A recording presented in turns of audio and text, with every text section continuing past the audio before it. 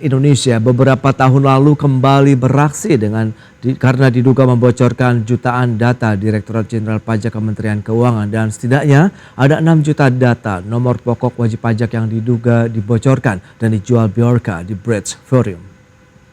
Dan dari jutaan data tersebut, beberapa diantaranya adalah milik Presiden Joko Widodo dan kedua putranya, Gibran Rakabuming Raka dan Kaisang Pangarep. Menteri Keuangan Sri Mulyani Indrawati pun meminta Direktorat Jenderal Pajak melakukan evaluasi terkait dengan kebocoran tersebut. Menteri Keuangan Sri Mulyani Indrawati telah meminta Direktorat Jenderal Pajak untuk melakukan evaluasi terkait adanya dugaan data nomor pokok wajib pajak yang bocor. Menteri Keuangan menyebutkan nantinya setelah evaluasi rampung akan segera dilaksanakan konferensi pers untuk mengumumkan hasil pemeriksaan kepada awak media.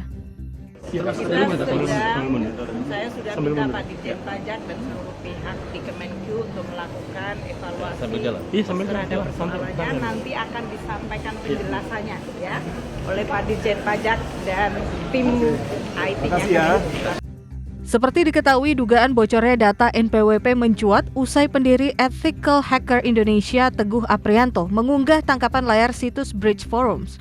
Melalui akun X @sekron, pihaknya menyebut sebanyak 6 juta data NPWP diperjualbelikan dalam situs itu oleh akun bernama Biorka pada 18 September 2024. Selain NPWP, data yang juga terseret diantaranya nomor induk kependudukan, alamat, nomor handphone, email, dan data-data lainnya.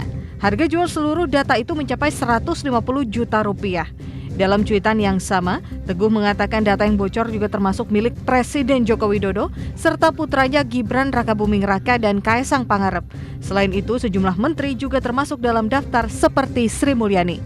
Tim Liputan IDX Channel. Ya pemirsa, untuk membahas tema kita kali ini terjadi lagi jutaan data wajib pajak diduga bocor. Begitu kita sudah tersambung melalui Zoom bersama dengan Bapak Alphonse Tanujaya, pengamat keamanan siber dari Vaksin.com. Halo, selamat pagi Pak Alphonse. Pagi Prasetyo. Ya, salam sehat Pak. Baik, terima kasih. Baik, terima kasih juga atas waktunya. Sebelum kita membahas lebih jauh begitu, review terlebih dahulu dari Anda terkait dengan sistem pengamanan data-data ataupun identitas pribadi warga negara Indonesia. Dari kacamata Anda seperti apa nih saat ini Pak Alphonse? Sebenarnya saya cukup bangga dengan Departemen Keuangan. Jadi selama ini ketika terjadi kebocoran data cukup terhindar ya Departemen Keuangan. Jadi kemarin kan Dukcapil, Depkes, lalu instansi lain. Saya pikir wah Departemen Keuangan cukup ini. Saya cukup salut dan memang data Dirjen Pajak ini yang sangat sensitif. Kalau sampai bocor dan dieksploitasi ya akibatnya akan cukup memprihatinkan. Tapi ya hari ini bocor. Tapi kalau kita lihat dari kebocorannya ini sekitar 6 juta data. Jadi wajib pajak itu banyak sekali. Jadi saya pikir dari Dirjen Pajak bisa membaca, bisa mencari tahu kira-kira dari mana bocornya untuk jenis yang 6 juta ini. Okay. Nah dari situ saya menunggu-nunggu nanti dari siaran persnya, dari jenis data yang bocor golongannya akan kira-kira bisa diperkirakan. Oh ini bocor dari mana? Itu sih yang kita harapkan. Baik. Nah kalau bisa digambarkan lantas bagian mana saja ini yang menjadi titik terlemah lah kalau kita lihat dari sistem pengamanan siber di Indonesia begitu. Pengamanan cyber itu sebenarnya membutuhkan satu kedisiplinan. Jadi bukan merupakan sesuatu yang sulit. Okay. Jadi standarnya jelas. Ada ISO 27001. Yeah. Ada kalau mau ikut di luar ada di GDPR. Kalau untuk ngikutin yang kartu, kamu mau mengakses kartu kredit ada PCI DSS. Okay. Amerika ada HIPAA. Dan standar itu tinggal diikutin, banyak standarnya panjang. Okay. Yang jadi masalah itu kayak orang diet. Semua orang tahu caranya. Semua orang tahu, sumbernya tahu. Kamu tahu kalau supaya nggak gemuk itu kamu makan, kurangin makan, jangan makan malam gitu. Atau kurangi gula. Tapi kita jalanin baru 2 minggu balik lagi ke kebiasaan lama. Sama seperti pengelolaan data.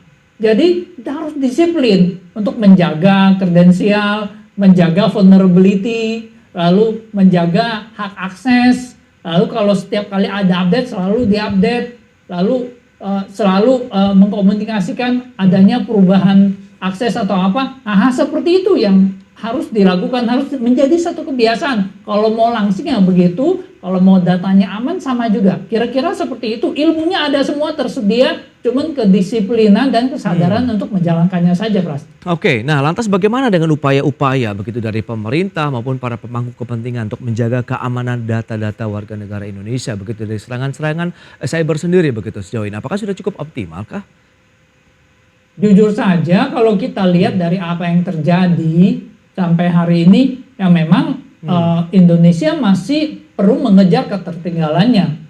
Sisi positifnya artinya penetrasi digital sudah cukup baik. Kita nomor 4 terbesar di dunia pengakses internet. Tetapi kita bisa dapatkan manfaatnya dari digitalisasi ini. Tetapi sisi negatifnya adalah ya data kita bocor dengan gegap gempita dan kita lihat sebagai contoh simpel ya. Andaikan kita berada di Timur Tengah, petanya pindah ke Timur Tengah, kita Indonesia sudah selesai. Kenapa? Karena data kita ada di mana-mana gitu loh. Dan kalau terjadi perang, terjadi apa, oh itu mudah sekali itu dieksploitasi datanya. Jangka pendeknya di Indonesia hari ini apa yang akan terjadi? Nah, yang perlu dihati-hatikan adalah wajib pajak akan dieksploitasi. Siapapun yang memiliki 6 juta data ini saya yakin udah dibeli. Dan akan dieksploitasi. Nanti tahu-tahu kita akan dapat WA dari petugas pajak. Anda mengalami kekurangan bayar 500 juta. Harap hubungi nomor ini. Lalu diminta untuk transfer berapa? 250 juta untuk damai atau apa gitu.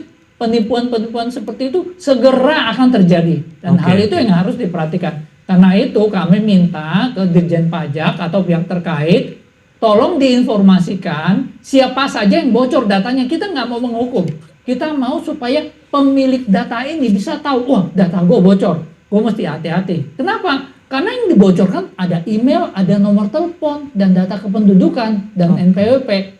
Itu kalau orangnya nggak sadar datanya bocor, lalu dia jadi korban eksploitasi, tertipu, ya secara tidak langsung mengelola data harus bertanggung jawab loh. Oke. Nah, menyikapi kondisi seperti ini bagaimana begitu? Mengingat ini kan yang lagi hot issue sekarang terkait dengan data dari perpajakan begitu, bahkan Presiden Joko Widodo beserta keluarganya pun juga tersebar begitu, dalam artian diduga juga bocor begitu. Ya, kalau saya lihat si Bjorka ini moga-moga sama, kita nggak bisa pastikan dia sama atau enggak. Itu cukup pintar juga dalam mengeksploitasi data ini, membocorkan. Kenapa? Karena yang dibocorkan adalah selain data masyarakat juga data pejabat tinggi, data presiden, anak presiden, lalu menterinya. Kenapa? Karena secara tidak langsung jadi pejabat di Indonesia ini tahu bahwa wah kalau bocor ini begini rasanya. Begini rasanya penderitaan yang dialami oleh masyarakat yang datanya bocor. Nah, semoga dengan adanya ini kesadaran bisa ditingkatkan dan kita bisa belajar walaupun terjadi berulang. Ya saya berdoa terus, semoga kita selalu belajar lah. Baik, tapi kalau kita lihat data-data yang dibocorkan seperti ini begitu, meskipun kita tahu siapa yang membelinya, ini valid atau tidak? Tapi tahan dulu jawabannya, Pak Alfons. Kita akan jeda dulu sebentar ya. Dan pemirsa, kami akan segera kembali usai pariwara berikut ini.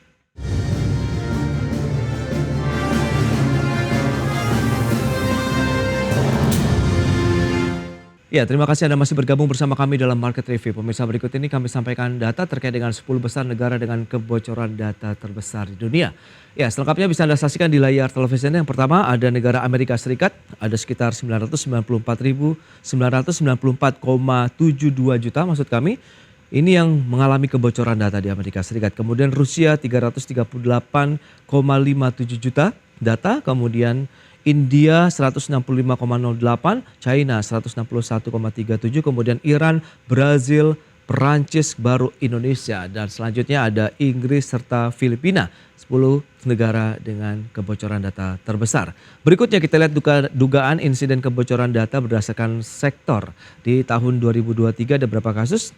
Administrasi pemerintahan 71 kasus, kemudian keuangan 12 kasus, energi dan mineral 3 kasus, kemudian kesehatan, pangan, pertahanan, infokom, transportasi masing-masing 1 kasus dan lainnya 12 kasus. Baik, kita akan lanjutkan kembali perbincangan bersama dengan Bapak Alphonse Tanujaya.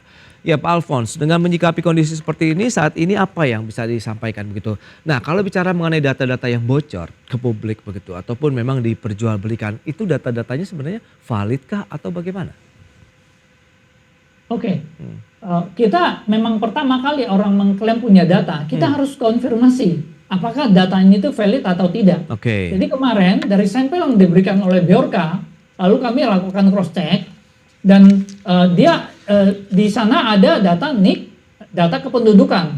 Nah dari data NIK dan data kependudukan ini kita cross check dengan data kependudukan yang sudah bocor dan disebarkan itu valid.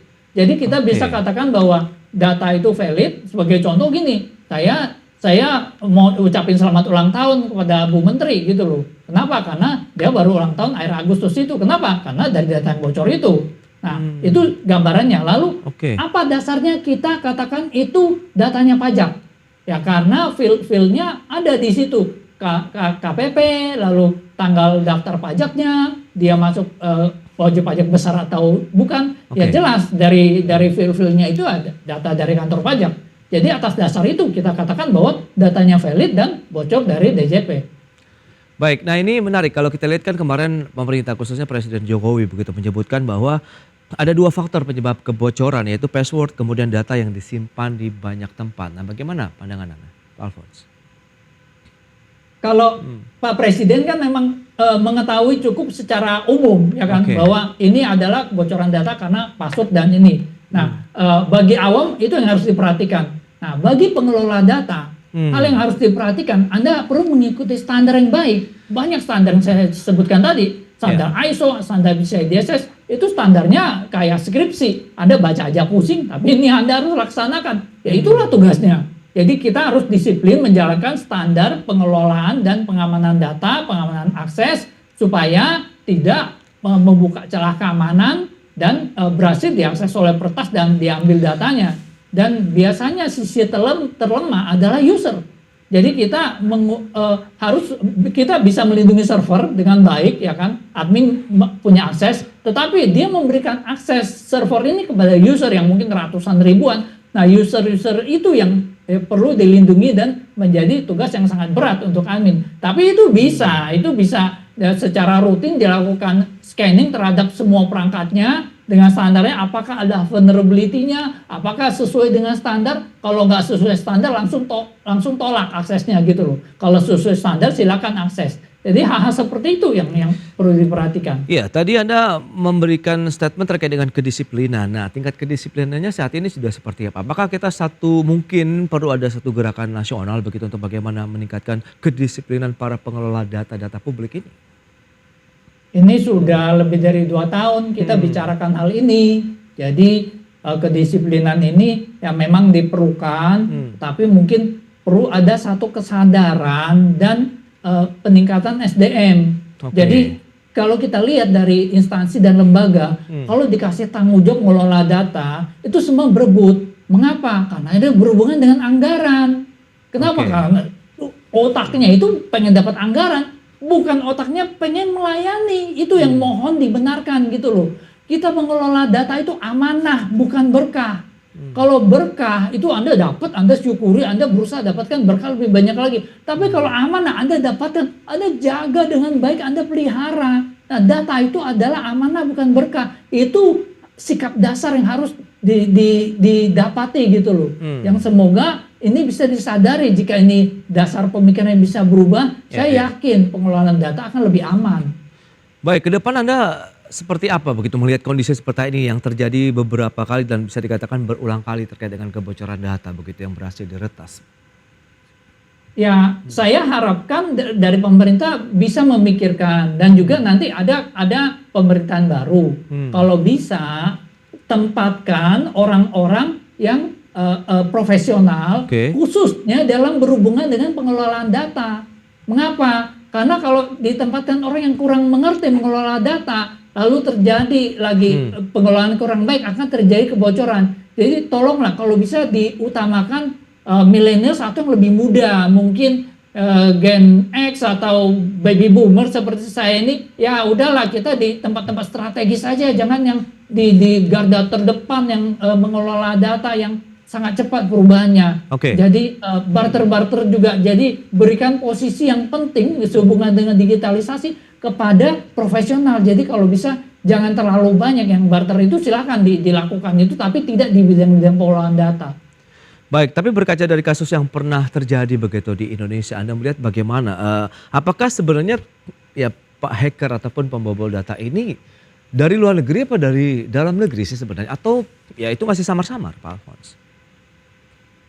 Dari itu kita sulit bisa mengetahui ini luar negeri atau dalam negeri, tapi yang jelas kita tahu bahwa mereka berkepentingan. Satu. Yang kedua yang kita tahu bahwa mereka memiliki akses, memiliki kemampuan untuk itu, tapi sejujurnya sebenarnya secara tidak langsung pengelola data lembaga publik di Indonesia juga lemah gitu loh. Jadi ya hackernya juga ini, tetapi ditopang oleh lemahnya pengamanan. Kalau disuruh nge-hack yang luar, tetap akan bisa hack, tetapi hasilnya tidak akan segegap gempita meng-hack Indonesia. Oke, nah melihat juga tadi beberapa kejadian begitu, tidakkah bisa begitu misalnya dihadapkan ke kasus hukum begitu atau dihadapkan ke dalam hukum untuk mungkin masuk dalam proses-proses hukum di Indonesia? Sangat bisa jika bisa ditangkap orangnya.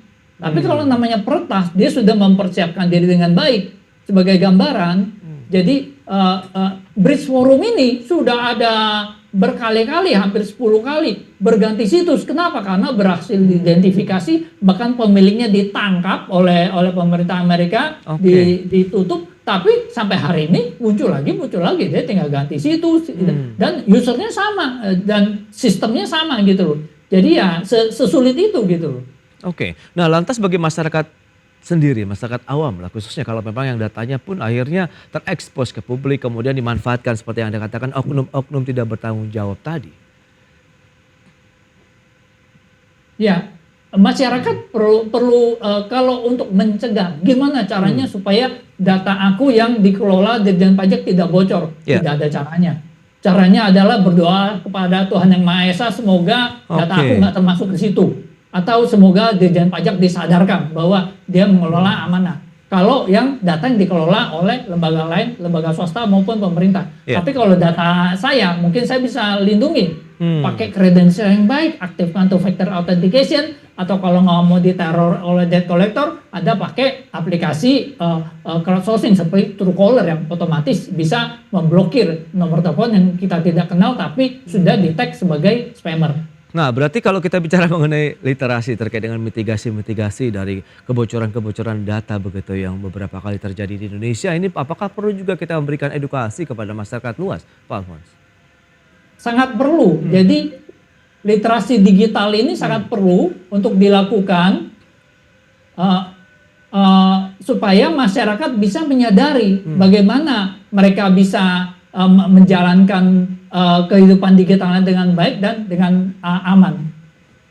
Baik, lantas Anda melihat proyeksinya ke depan seperti apa nanti dengan perkembangan dunia cyber di Indonesia begitu dengan beberapa kali kejadian seperti ini? Apakah kita harus merapatkan barisan begitu atau kita memberikan satu semacam mungkin ada metode baru begitu untuk bisa menangkal, memitigasi hal-hal seperti ini tidak terjadi lagi? Selain memang tadi ada tanggung jawab dari si pengelola, tingkat kedisiplinan yang harus lebih ditingkatkan lagi begitu.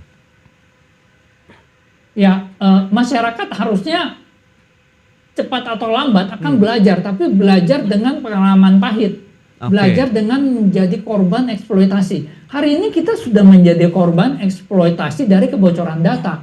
Kebocoran, sebagai contoh kemarin, ada penipuan yang memalsukan dari BPJS. Dia waktu menipu, dia bisa tahu Bapak nomor linknya berapa? Kita sebut linknya, dia tahu. Bapak namanya ini, tanggal lahirnya ini, tinggal di sini, nomor BPJS-nya ini. Artinya apa? Artinya penipunya sudah punya database, data yang bocor itu. Kenapa? Karena datanya itu tinggal dibeli, lalu dia eksploitasi. Korbannya tentu akan percaya. Seakan-akan dia di BPJS, karena dia kan tahu nomor BPJS aku gitu loh. Jadi hal-hal seperti itu yang perlu disadari dan masyarakat akan belajar, tetapi taraf menuju belajar itu akan sangat sakit. Kenapa? Banyak yang menjadi korban. Kemarin ada korban orang beli tiket sampai cuma beli tiket 1 juta, tapi yang nipunya jago, dia sampai rugi 800 juta lebih. Orang dengan penipu yang memiliki data yang luar biasa ini, kira-kira hal seperti itu yang perlu diperhatikan. Oke, terakhir bagaimana Anda melihat harapan ataupun mungkin rekomendasi yang bisa Anda sampaikan begitu kepada pemirsa begitu terkait dengan menyikapi kondisi seperti ini, mitigasi apa saja yang harus segera dilakukan? Jadi untuk pengelola data, saya harapkan tolonglah ikuti standar dengan baik, jalankan dengan disiplin, baik swasta maupun pemerintah. Untuk masyarakat yang seperti tadi, Anda lakukan call PAMAN one time. Call itu Anda pakai Truecaller untuk mencegah dieksploitasi oleh nomor-nomor spammer. PAMAN itu Anda pakai password manager untuk mengatur semua password Anda supaya unik dan Anda cuma perlu ingat 1 password, tapi password yang unik ini tinggal copy and paste. Pakai password manager itu gratis juga. Lalu one time, aktifkan yang namanya one time password untuk akun-akun Anda, terutama akun email. Kenapa? Karena akun email menjadi dasar untuk pembukaan akun lain. Nah, lalu kalau setelah itu baru akun lain aktifkan untuk factor authentication. Sehingga kalau kredensial Anda bocor, akunnya tetap nggak bisa diambil alih karena diamankan dengan TFA. Oke, itu dia tips yang sudah disampaikan Pak Alphonse ya terkait dengan keamanan siber di Indonesia. Pak Alphonse, terima kasih banyak nih atas sharing informasi dan juga analisis yang sudah Anda sampaikan kepada pemirsa pada hari ini ya. Semoga ini juga tentunya bermanfaat bagi pemirsa IDX Channel. Selamat melanjutkan aktivitas Anda kembali. Salam sehat, Pak Alphonse. Terima kasih. Baik pemirsa, 1 jam sudah saya menemani Anda dalam Market Review dan perbaharui terus informasi Anda hanya di IDX Channel, your trustworthy and comprehensive investment reference. Jangan lupa saksikan program First Session Closing yang akan tayang pukul 11.30 waktu Indonesia Barat. Karena urusan masa depan harus terdepan.